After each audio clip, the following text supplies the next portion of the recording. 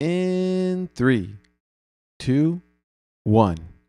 From the dawn of time to the age of steel, people have rocked.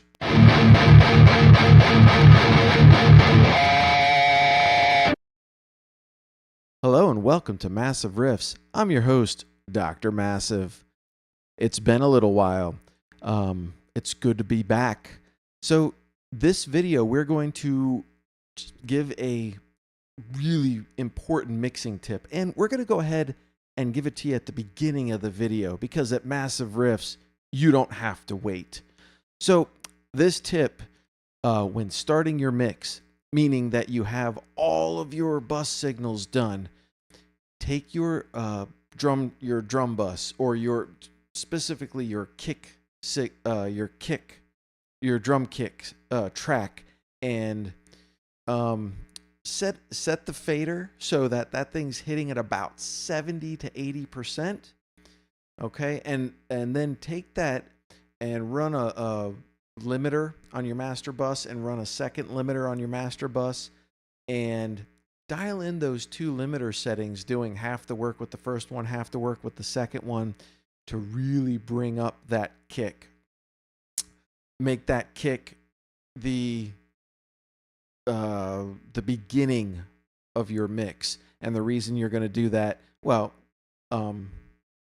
just listen to the video and I'll give you the full explanation. Okay, so you have the answer. That's the tip. Why do you do it? Let me explain.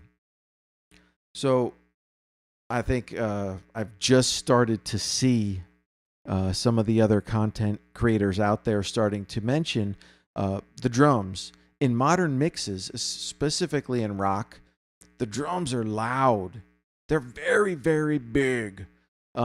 So fundamentally, going into the mix, when you hit the mix bus, you want those drums to be big, massive, loud. If you were to look at the waveforms, they would be much higher than the guitars and bass and vocals and everything else when you're first going into the mix bus.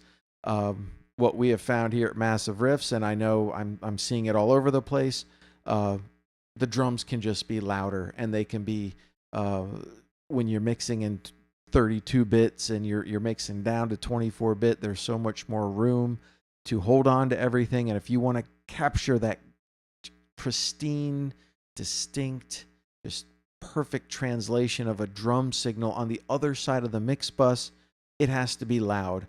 Okay, so the first part is it's got to be big, and so you should start with it, and you should make sure it is huge. And by it, I mean the kick. And the reason we'd say the kick is because that contains a majority of the low frequencies, and that's generally going to be driving, which instrument is the most present at any given moment. And it also completely affects the tonal qualities. There needs to be enough low end so the instrument sounds like the intended instrument. So, the other trick here, and this is what this is essentially the mistake that cost us months on the last album that we tried to do, was if you have your input levels too high, you will crush them and you'll crush the low end. And it's a little bit subtle, and you don't always see it on the meter. And you won't always hear it unless you're listening for it, or unless you really know your monitors, or unless you're listening very loudly. But when you turn up the input level too high and it peaks too close to the top of the meter, you'll lose something. You lose the low end. The low end just disappears. So what I said before was, put your kick drum at about 70 to 80% of your meter. So you have a good 20% of blank space there for the drum signal to pulse up and down, so you don't have to smash any low-end waveforms that are floating through it. Okay, so you're picking that arbitrary starting point. And why are you then using two limiters? Well, because the limiters are kind of give you a rough idea of what your mastering chain is going to do. I've seen this tip put out there over and over to use 2 limiters in series with each one doing a little bit of the work, preferably 2 different limiters with 2 different algorithms. So you're using those to just kind of help bring your drums, your kick up to a big, bassy, boomy level. It should fill up the whole room, the whole sound stage.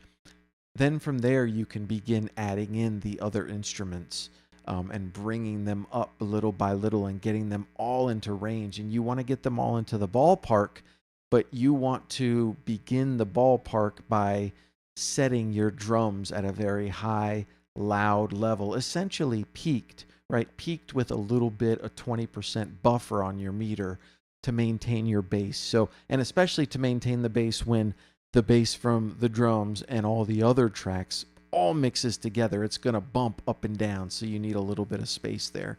That is key towards keeping your big sounds. And also, it's finding that balance, right? The sweet spot. Aim for 80%. Look, the secret number is 7, and I think we're going to see that over and over as we go through more tips, and you're going to see how the traditional way of setting up amplifiers and gain knobs and volume knobs and effects knobs was traditionally around 7. And I don't know if that's a psychological thing or not. Maybe Rick Beato, do an episode on this, man. Somebody knows this. Where did 7 come from? Oh, geez, I really want to know now. Anyway, that's the tip. That's tip number 1. Start there. Okay, forget all the technical mumbo jumbo from everybody. Set your kick level. Use a couple of limiters to blow it up, make it huge so it sounds massive, and then start to dial in your other instruments. And we will have more soon on this. So thank you so much. That's all we have this week. I hope to be back much sooner. Take care, and remember, be massive.